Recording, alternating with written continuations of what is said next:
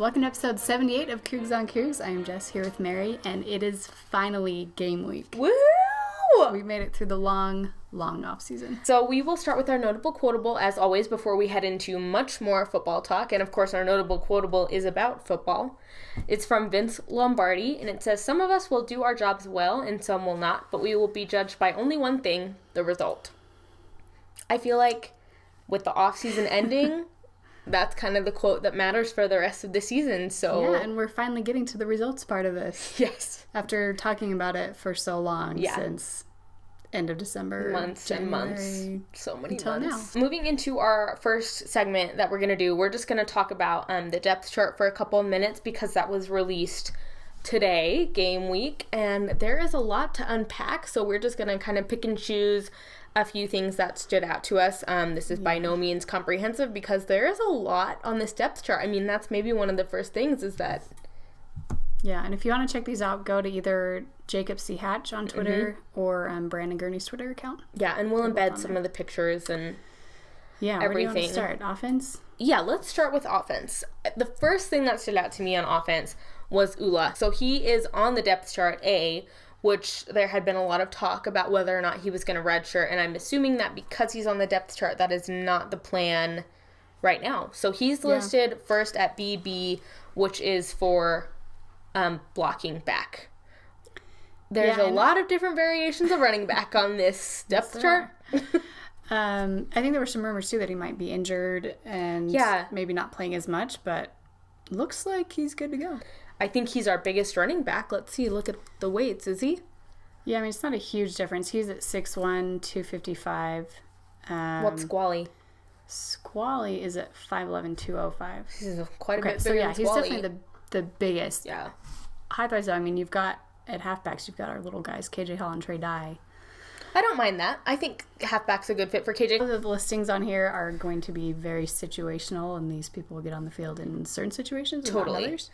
Totally. So I kind of like having all of the positions listed, having it a little more specific. Yeah, so it kind of does tell you for every scenario.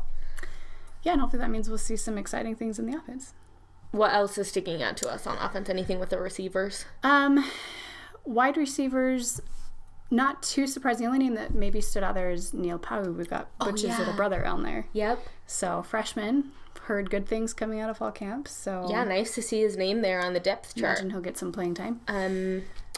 Tight ends, we did notice that JJ Nwije, I don't know how to say his name. Apparently he switched over from offensive line and is listed as a tight end now. We did a double take because I saw his name and I was like, I swear he's on the offensive line. We looked it up on BYU Cougars. He's listed on the offensive line. So we're not sure if this position change happened and we didn't notice or if it's a new thing or a situational thing, but there he is on the depth chart under tight end. Who's he behind? Moroni. I wanted to make sure we weren't like misreading it, but if he's behind Moroni, that's tight end. Yep. So he would be amazing for blocking. He's a big boy. The other thing that stands out to me is that those names on our offensive line look really good. They do. I'm very excited about that. They do. Should we move on to defense? Sure. So defensive line, on your defensive end, you've got Corbin Kafusi starting. So I don't know if that's a surprise, but it's still kind of fun to see Corbin's name on there. It is. It's still a little surprising. Surprising not the right word, but it's still funny to see his name there after having talked about it so much in basketball.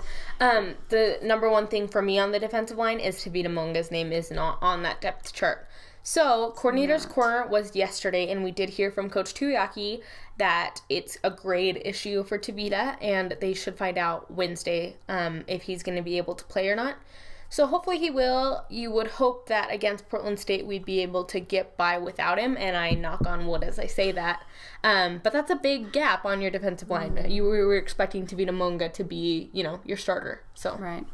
Other notable absence is that you do not have Francis Bernard. We probably won't get into that, but no, let's not. We're aware about that we won't have Francis. Okay? We don't give into these rumors around here. So all we know for sure is that he's redshirting for personal reasons. We'll mention that again in Talk of the Town, but we'll leave it at that. So yeah, he is gone, but your linebacker situation still looks very, very good. Some situational things because of that linebacker shift. we heard last week that Matt Hadley and Chaz Ayu switched over to linebacker. So Chaz Ayu switched to outside linebacker, same position as Fred Warner, and Matt Hadley switched over to weak side linebacker. And we thought that maybe Adam Pulsifer on Thursday at the scrimmage taking first team reps in Francis's stead. But on this depth chart, it has Matt Hadley listed as your starter. Yeah. So that happened fast. It did. I mean... But is it that surprising? No, I do think Matt might be one of the most versatile players on the team, though. He plays everywhere, it seems like. Dude, that's the thing. I just feel bad for him. I hope that he stays here. That's all I hope. Yeah. But in Talk of the Town, we have a really, really great quote about him switching positions that I can't wait to get to. We do. So, Matt Hadley... yeah, and he's also on kick returns as well, right?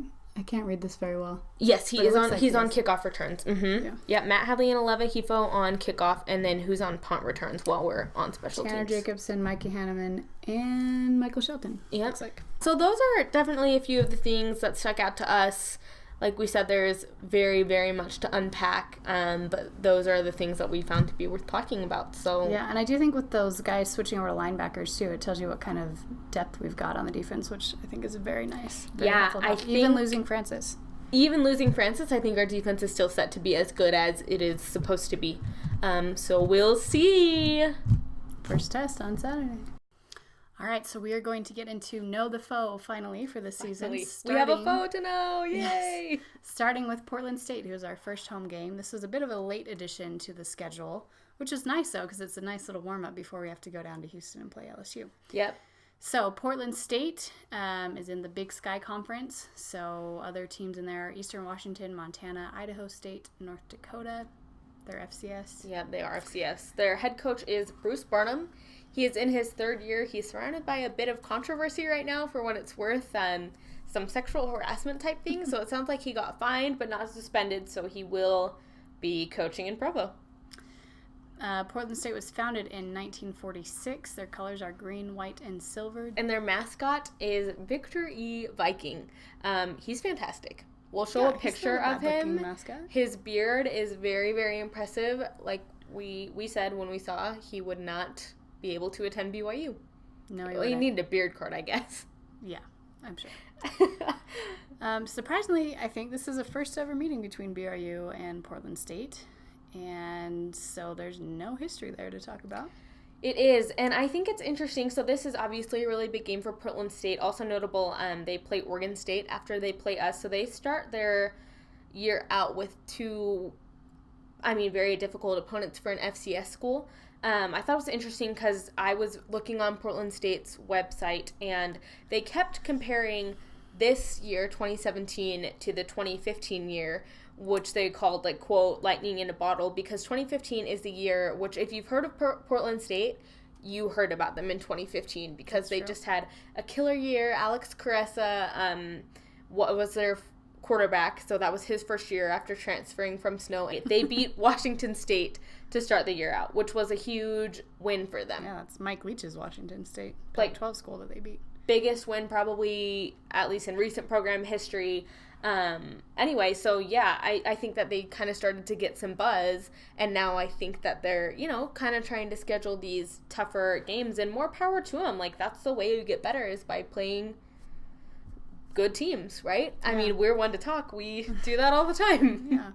They ended up going 3-9 last season, so I guess they just kind of skip over that. Not great, but somehow they managed that lightning in a bottle season. So a little bit about Portland State's actual team. They do have a true freshman starting as quarterback. He beat out a senior for that position. He did. So, and a redshirt freshman. His name is Jelani Eason. I like his name. Yeah, Jelani is a great name. So we'll see. He apparently, according to his coach, is a perfect fit for their offense because of the pass run aspect. Said that I think he rushed over 1,000 yards in high school. He did. He was a star in high school in California. So yeah. So we'll see. I also thought this was interesting. So the backup quarterback that they have is the senior that he beat out, and that senior is also their leading wide receiver. Is a slot receiver, so that's an FCS school for you. Got people doubling up there. So I was saying, he might not be that bummed out to have lost the starting quarterback job, because now he gets to probably be an asset as a wide receiver. So keep an eye out for Jelani Easton as your starting quarterback and Josh Kratt, I think is how you pronounce it, as your one of the leading wide receivers. Got great hands.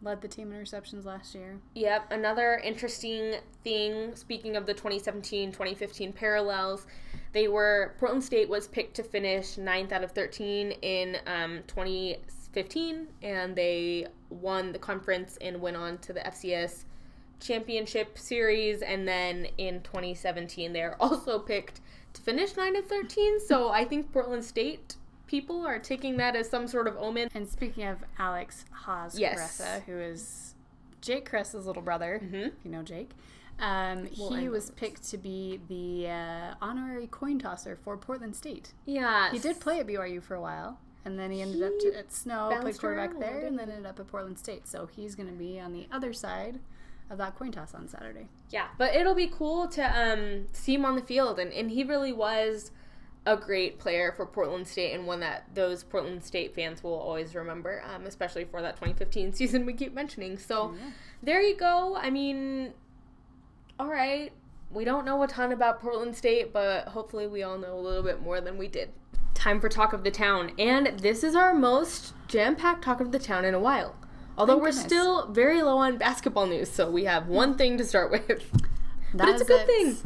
Yeah, one of our favorite couples, Elijah Bryant and Janelle. Bryant now. Oh, yeah, that's easy. Yeah, they got married over the weekend, so we had to post this beautiful picture of them. Yeah, and if you go check out his Instagram, her Instagram, their bridals are just like stunning, unbelievable with the wildflowers and the mountains. So yes, congratulations to them.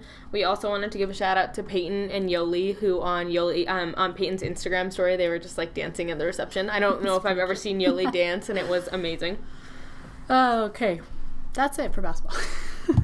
So, football. This is what everybody cares about right now anyway. Yeah. So, last week we talked about our record predictions, and we put out a poll about what the record for the season will be, and it ended up that 38% of you said we'd go 10-3. It's funny because I said 11-2, Jess said 9-4, so a lot of you were right in the middle. 5% of you are pessimists. Like, really bad pessimists or crazy optimists. 10-3 would be a great season, so we will take it, but that's what the majority went with. So, okay, oh my goodness, continuing on with football, ESPN came out with this cool ad campaign today, and it was Marvel and college football, which is like two of the greatest things.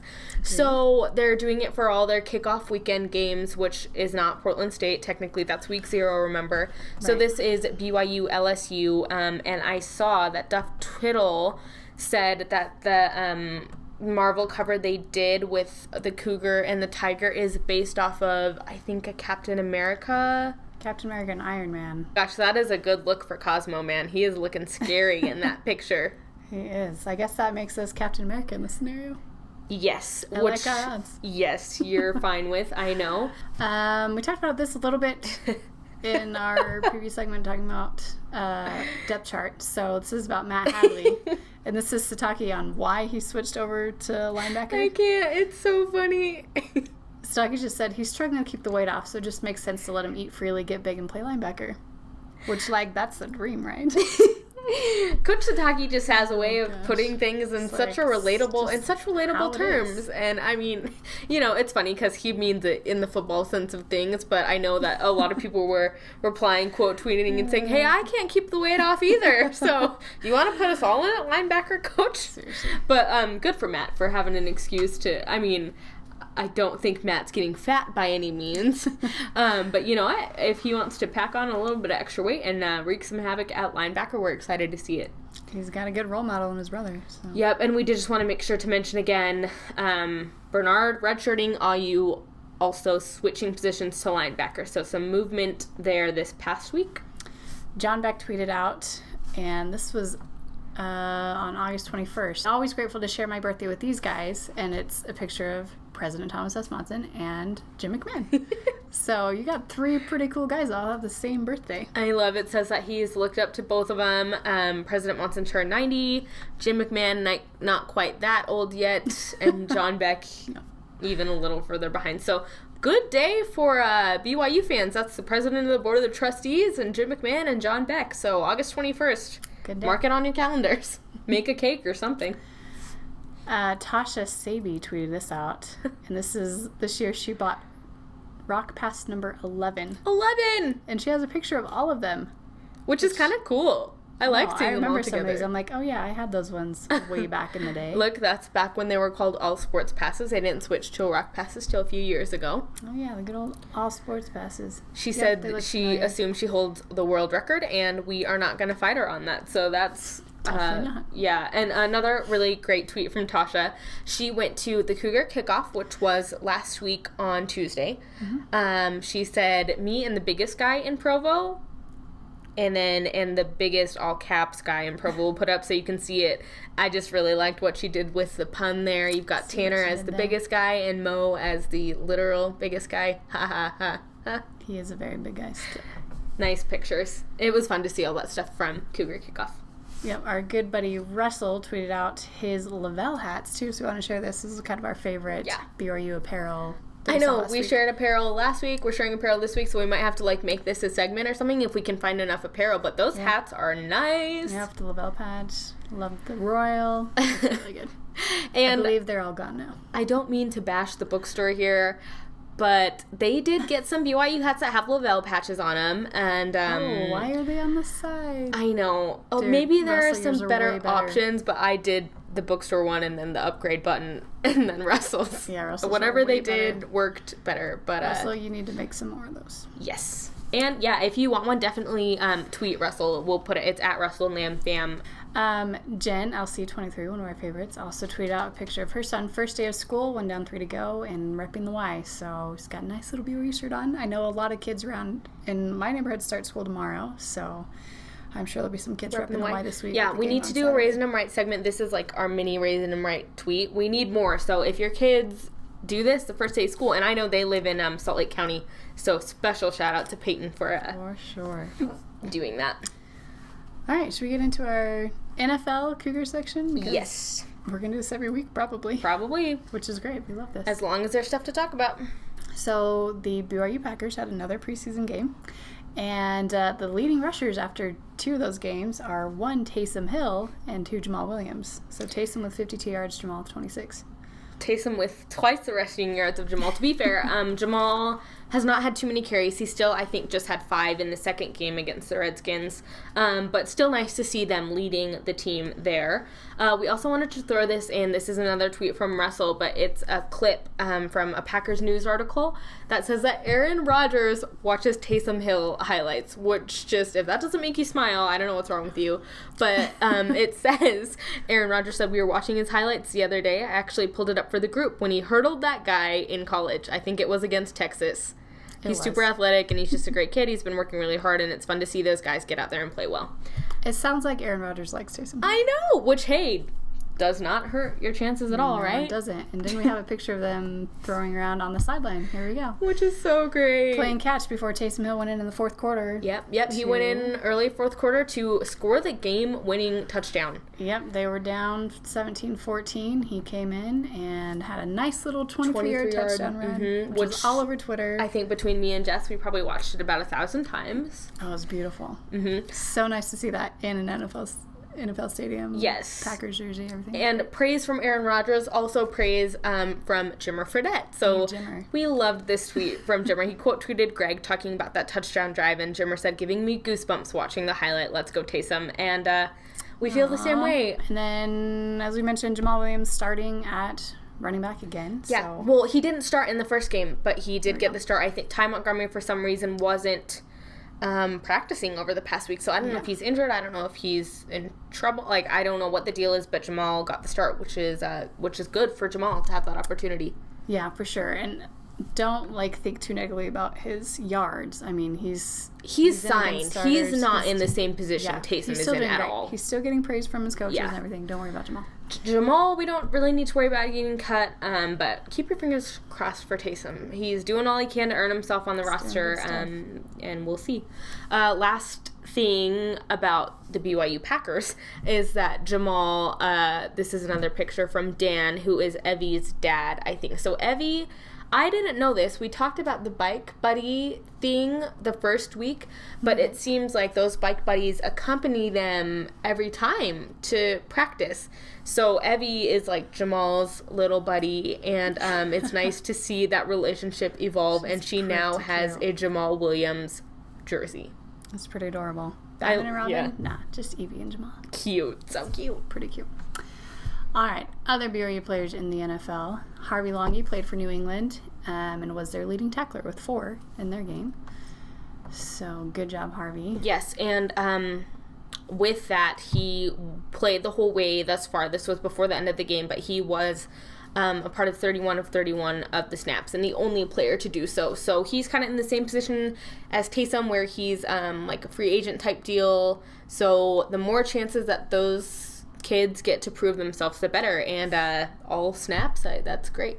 Yeah, so we'll keep an eye on other guys playing this week, and hopefully we'll have some more. Yeah, this is not comprehensive because this isn't keeping up with the Cougars. We just wanted to mention some of the notable stuff we saw floating around and talk of the town. So, all right, coming up next, we have a game on Saturday. I know! Hooray! So that game will be at 1 o'clock at LaVelle Edwards Stadium in Provo. It will also be on ESPN. So that's a nice little kickoff game, week 0. Yep, ESPN. Not too much football happening this weekend. We're one of the few games, so that gets us a spot on ESPN. So be sure to tune in if you cannot make it there. And if you can make it there, navy blue is the color this week. There you go. Also coming up next, it's the last week of BYU 50 since game week is upon us. So we've got Virginia today, Washington, D.C. on Tuesday. Oh, so Virginia and Washington, D.C. today. Washington on Wednesday, West Virginia Thursday, Wisconsin Friday, and Wyoming last state on Saturday. So hopefully that'll be before the game. Look for that in the morning, maybe. We are brought to you this week by Logan Magnuson, which we just love this tweet from Jake Welch. Take time out of your day to remember BYU great Logan Magnuson. He's not dead or anything. I just want people to love and appreciate him. Which is so nice, Jake. Love it. Shout out to Logan Magnuson for no reason. Our second sponsor is Cheaper by the Dozen. This tweet came from a Ute fan, of all things, who was watching the movie Cheaper by the Dozen. And Makes me cry every time. Long story short, there's a press conference that Steve Martin, the football coach, is having, and the score bug on the bottom says BYU 19, LSU 16. Third quarter, 2:02 to go. Third quarter, and we apparently have a running back, Waddle, who rushes for 80 yards. Anyway, this was amazing, and we're just kind of hoping that Cheaper by the Dozen knew something that we didn't know way back in 2003. May you always stay loyal to the white and blue. For Jess, I'm Mary. We'll see you next week.